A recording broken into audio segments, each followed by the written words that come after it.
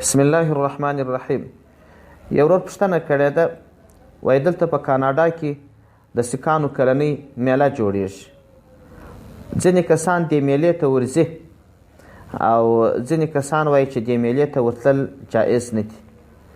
د دغه ورور د پوښتنې په جواب کې باید ووایم چې د سیکانو میله، د یهودو نصاراو میله یا د دې معابد زموږ د حنفي مذهب له نظره څخه د دې عبادت خانو ته ورتلل مکروه دي.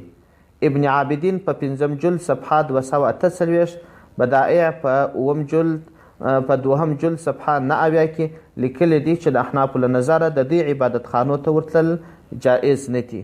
او هکذا پیغمبر صلی الله علیه وسلم پر مسلمانانو منع لګولې ده چې تاسو د نوروز او مهرجان میلو ته مځئ، هغه ورځې مه لمانځئ. ستاسو دپاره د اختر دغه 2 ورځې دي چې د لوی اختر او د کوچني اختر ورځې دي. نو ځکه د دې په میلو او جشنو کې ګډون پکار نه دی او ځان ځینې ساتل پکار دی.